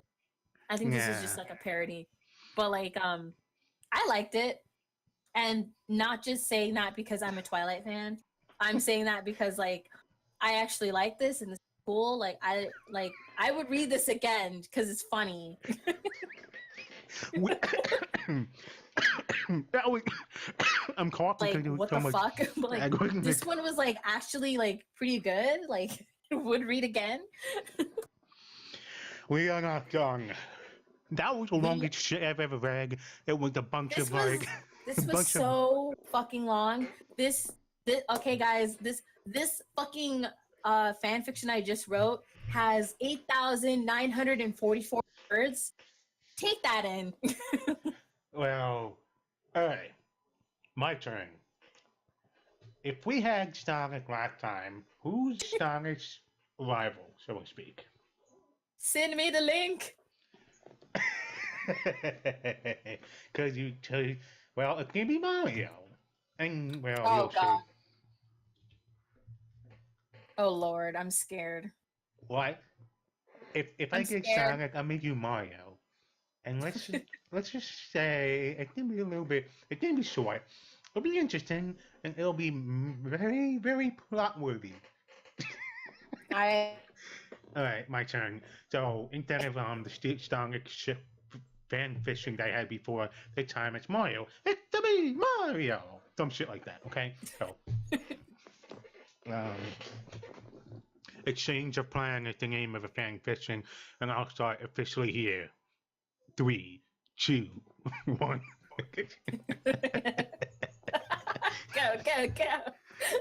Go.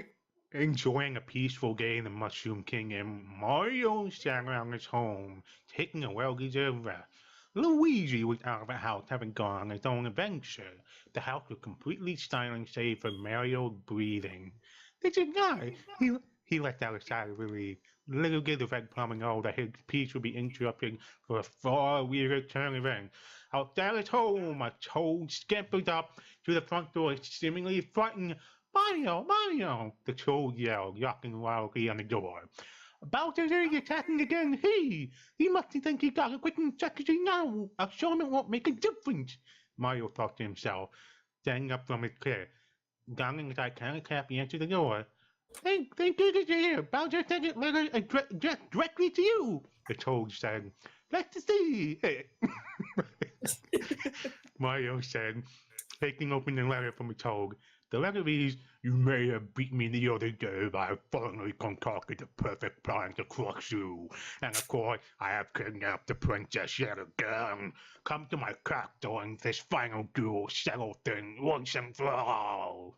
You have no fucking life, Browser. Having read the letter, Mario smiled and gave the toad a thumbs up, reassuring that he will save the day. "Please be careful," the toad warned, leaving. "A final duel, huh? I'll give it all my thing," Mario thought. Using a cape letter, Mario got a running start and took it to the heaven, flying it to the Koopa King castle. Okay, my toe. Having arrived at the monster beast of a castle looming over the deadly lava moat, Mario dive bombed through the front entrance. Surrounded by Hammer Bros and Fire Bros, Mario swiftly defeated them with a mighty spin attack. Mario continued on top of the castle, defeating Bowser's minion with ease along the way. "Bowser must have expanded the castle again. There appear to be more floor than last time. No matter, I refuse to let them defeat me," Mario thought to himself as he defeated another floor. Meanwhile, Bowser was patiently sitting on the throne, hand on chin. "Maybe I should have waited to add more floor. That plumber is taking forever," Bowser grumbled, picking dirt out of his claw. Coming from Flobio, Kamek threw in the throne room. "Mario's about to enter, Your Highness," Kamek warned. "Time to put my plans in motion. Give me the super crown, Kamek," Bowser said, holding his hand out. "As you wish, Your Highness," Kamek said, handing him the crown and flying away. "Let's see how you handle this," Bowser talked to himself. Putting the super crown on, Bowser undergoes a power-up transformation unlike any other, becoming anthropomorphic turtle woman that he dubbed Bowseki. Unlike his former appearance, Bowseki is far more about sex appeal, boring a busty set and luscious figure. "This body still feels weird, but I have to get older if I'm gonna do this." Is he gonna fuck Mario? Oh my god, no. The worst. That is the worst plan ever. I turn myself into a hot ass woman and fuck this guy. That's not revenge. That is you want to fuck Mario. I think he's gay for Mario. I think Bowser has been gay for Mario for a very long time, and he was waiting for this shit. I'm not done yet. Bowser can make him herself. The giant door of the throne room suddenly bursts open. Mario standing in the doorway. "Then end here, Bowser. Wait a minute," Mario proclaimed, pointing finger at the tranquil Koopa, then drooping almost immediately as if he realized something was off. A brief silence had passed.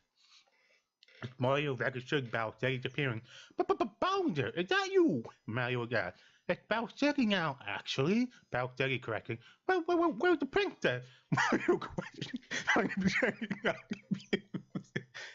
"I never kidnapped her, you oaf. I was just checking to make sure you showed up. Now, time for us to fight." Bowser laughed, standing up from her throne. All right, just how I practiced," Bowser thought to herself as she approached Mario, swaying her hips. Mario backed away, catching the Queen's attention. "Feeling intimidated?" Bowser said, standing before the plumber. I was ready for many tricks up Bowser's sleeve. This was not one of them," Mario thought, as he continued to Bowser. His eyes taking glance at a magnificent figure. "You like what you see?" Bowser asked, leaning forward a bit to show off more cleavage. See, I know. He wants to fuck Mario. He's been wanting this. And this. Man, I have no fucking... Ooh, girl, I'm about to go in. I'm not done yet. Yeah, go. I'm about to go in after you read this shit, man. Of course not. Of course not. Mario said defensively, blushing slightly. "Are we gonna fight or what?" Bowser said, getting slightly irritated with the lack of action. Mario was perplexed to say the least. To fight or not to fight was the question. And with that, Mario quickly showed the letter. No, I won't fight you," Mario said, turning his back to Bowseki. "So, you're backing down?" Bowser questioned. I could beat you, but I don't understand what's going on," Mario said, bowing his head. "That was a live course. The plumber knew what was happening. He just didn't know how he should feel about it. Reaching out, Balthagi grabbed the plumber's right shoulder. It's okay to be confused in his instincts, Bowser whispering in his ear. Galky rubbing his shoulder. With the advantage of Mario back to her, the Koopa Queen slowly raised her left hand in the air, preparing to strike with her claw-like nail. I could end him right now, Balthagi thought. Suddenly another thought sparked the Queen's mind. That would be too easy, and besides, I'm so over that. I could get so much more out of it. I need so much more than this, Balthagi decided. There were a lot of things Bowser stewed over the last defeat, and Balthagi decided it was time those things were brought to life, for better or worse. What? Okay.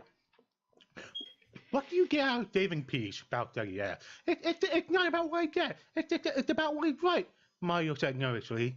Balthagi stopped her foot in anger. She was not about to have any of it. That's absolute bullshit, and you know it. Tell me, what do you want? Balthagi rose her voice. I don't know how to feel about where they're going, Mario said. If it's sex you want, then obviously you know it's not happening in peace. Need I remind you how she left us on the moon? Balthagi decided. Honestly, I ain't summoning you here for a fight. I summoned you here because I want to get smashed. Balthagi,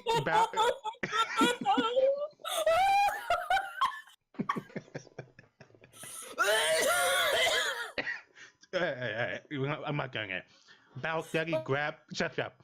Balthagi grabbed Mario across, pushing her boobs against the back of his head. But Balthagi, Mario gasped. Look at you. You're really stiffening up, Balthagi said, rubbing across. Mario thought he would get completely against, but Balthagi but found himself completely off for it. So Mario, are you down for it? Balthagi questioned. I'm very down, Mario responded, facing Balthagi. Then let's go. Balthagi gave a toothy grin and took his hand, leading him to the bedroom. This is a really nice room we got here, Mario complimented, taking the size of Balthagi's bedroom. Mario turned around, seeing that Balthagi is already undressed completely. Mamma mia! Mario exclaimed, his face completely red. Are you gonna get naked or what? Balthagi said, approaching the plumber. I kind of expected a pig, to be honest, Mario said. Nope, only a pussy resides there now. Now let's get it moving, Balthagi clarified. She gave him a playful shove, making him sit in the bed. Getting on her knees before him, she tore through the crotch of his overall, his dick, standing tall and exposed before her face. Oh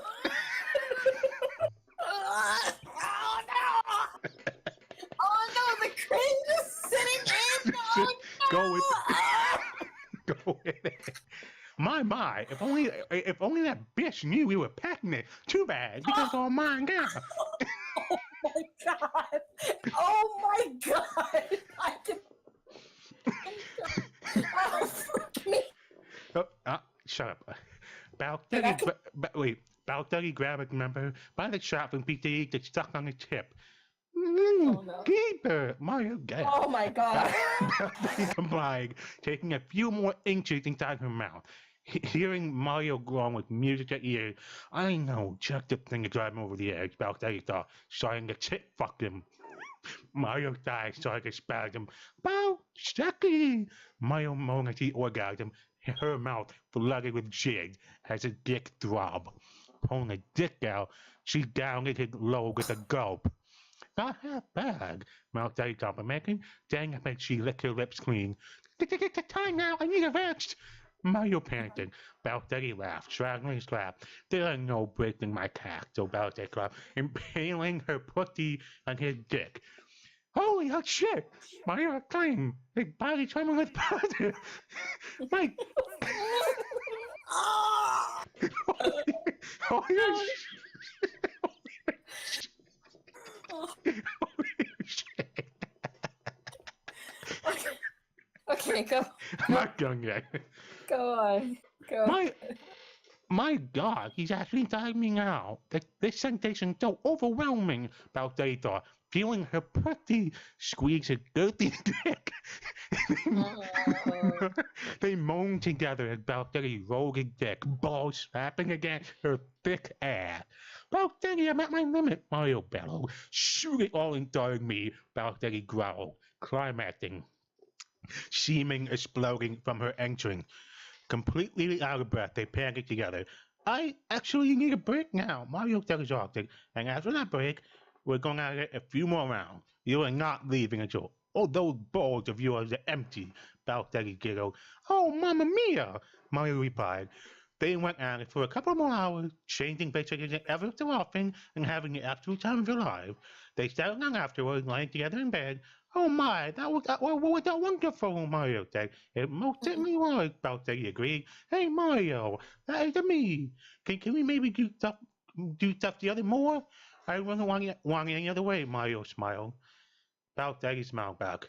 I could have killed him, had nothing stopped me if I gave that cat peace, and it's rightly aside. But honestly, I think I like it better this way. I'm gonna say it like this and make way for a brand new chapter in life, Baltegi thought. And Mario will be a part of it. Okay, here's what I think. I think this dude was waiting for this moment all the fucking long. He wanted to fuck Mario all this time. Like, he thought Mario was fine as fuck. But, like, he knew he couldn't get that ass if he's a man. A really mean, beefy, fucking turtle man. So, he waited Honestly, Mario gay because he fucked Bowser. crown, put it on his head, and become a woman. So he knew that Mario would be dicking for him. Would be like, oh shit, she's hot now. Fuck her. That's what he's been waiting for. He was gay for Mario. That's my theory. I think he's been gay for Mario the whole time. Yeah, Mario gay for Bowser.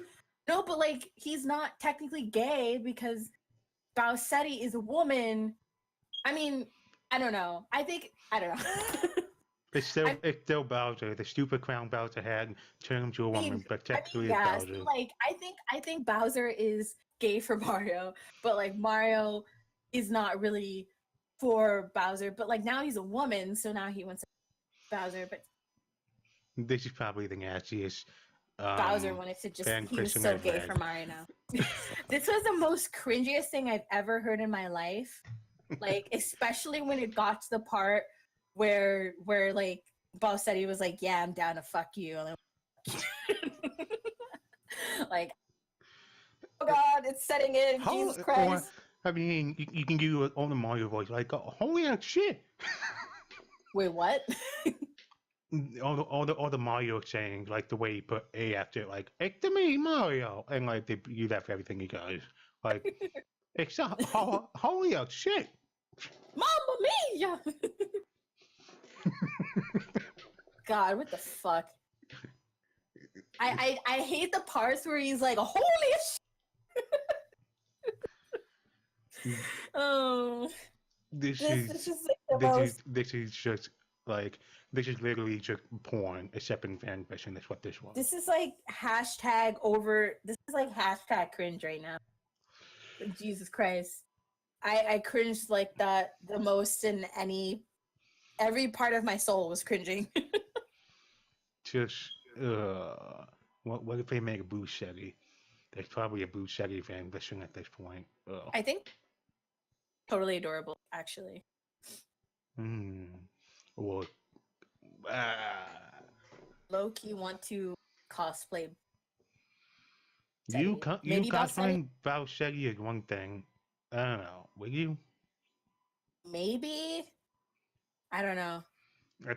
I think the meme is dead by then. The meme was kind of. I mean, like yeah, like the meme is probably dead, but I think it probably inspired people to make cosplays of it, and I know it's gonna be a fucking fan anime. I just know it. I feel it in my bones. It's gonna be there, even though the meme. It is kind of old, but it will be there. I mean, like. Deadpool has just been like, you know, everybody knows Deadpool, but like it's still at fucking cons. People still cosplay Deadpool. Like, I think it's gonna, you know, like even though it's dead already, like people still do it. So like, there's still somebody out there is gonna cosplay Bowsetti, Boosetti, Maria, what the fuck, whatever. Can somebody make like a gender bent like Mario? Name him Maria, and then Lugia, what for Luigi? Like I don't know, but I read. but like Okay, yeah, like, this was a weird one. I'm just getting the feeling I read like you read actual professional fan fiction into different. The one Yeah, like mine were actually good and yours were shit. Mine were like all like fucking professional fancy reading, and then yours was just like written by a bunch of fucking like 17-year-olds. at this point they feel like a 14-year-old wrote this. To be honest, like the first one the first one didn't even. which was about It was like what was the first one? A Sonic Romance. It was there technically wasn't any fucking yeah. It was just yeah, it was just like I'm in love with you and all that shit. so technically that one was interesting, relatively speaking. And then you have this Mario Bowsetti. Yeah. Needless to say, this one went way SSSS. Good God. Jesus Christ. Jesus. I think we can all say that the majority of these were very cringy. Super cringy. That's what the majority of a fan fiction will look like. Porn. Oh my god. Jesus. I feel my throat right now is like, oh my god. It hurt. Of course your throat hurt. You read like a fucking Edward McCullen's fan fiction for 30 minutes. And subsequently, we have the longest podcast recording this week, and it's almost 2 hours at this point. Holy fuck. I mean, like, I kind of expected it to go over an hour because of all the fucking words and shit we have to read. So, that was kind of expected.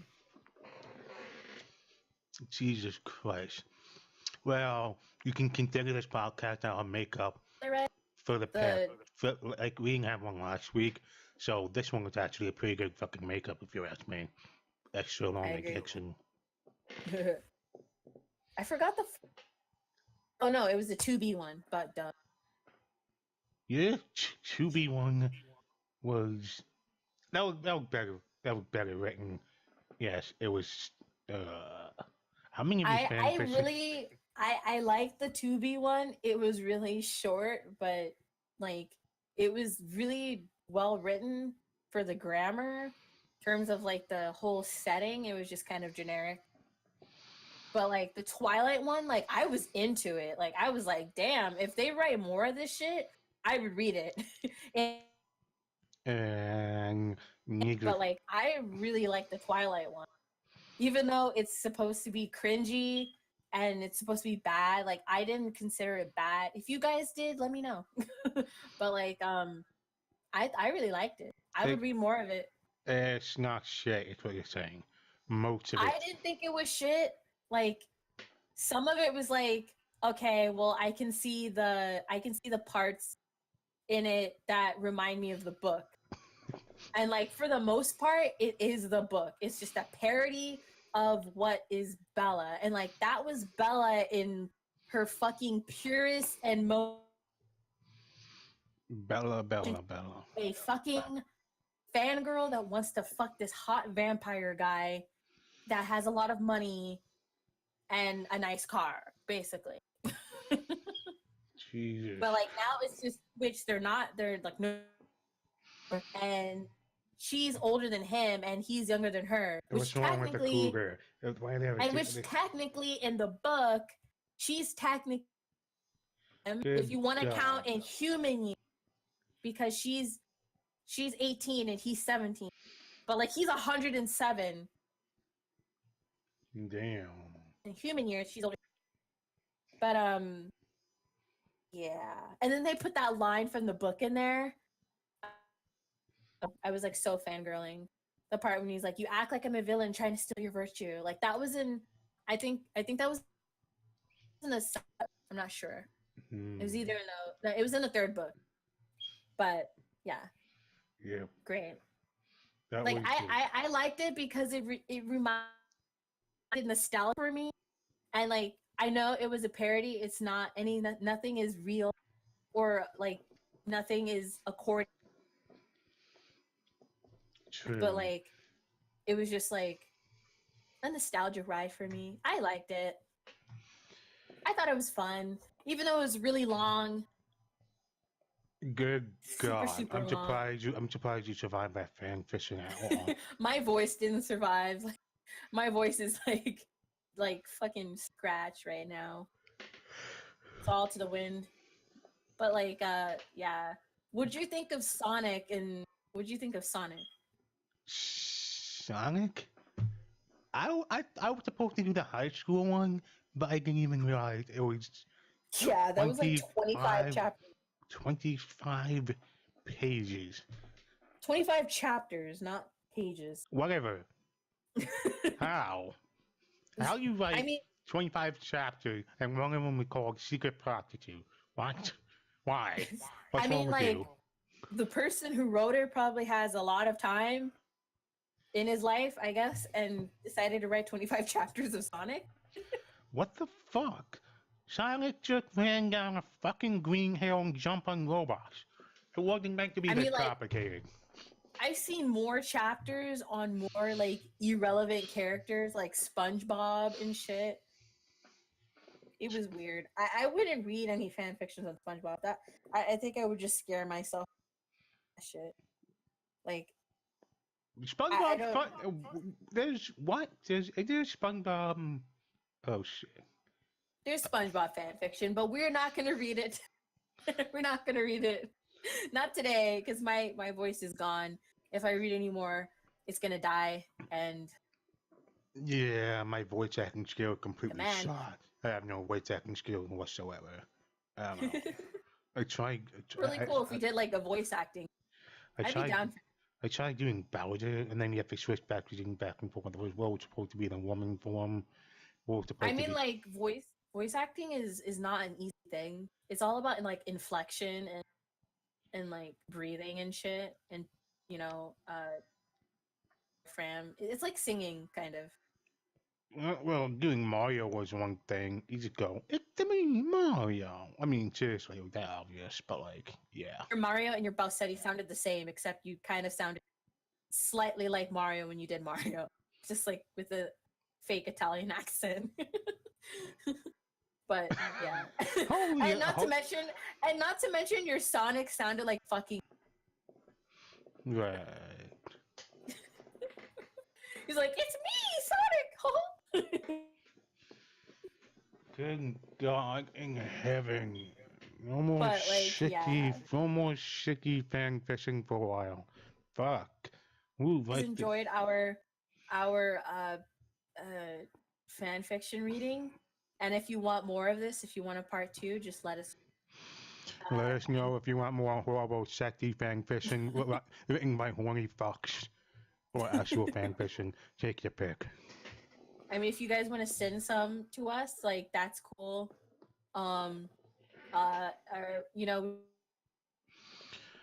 I could say, and we will see you again. Glass Bats is signing off here.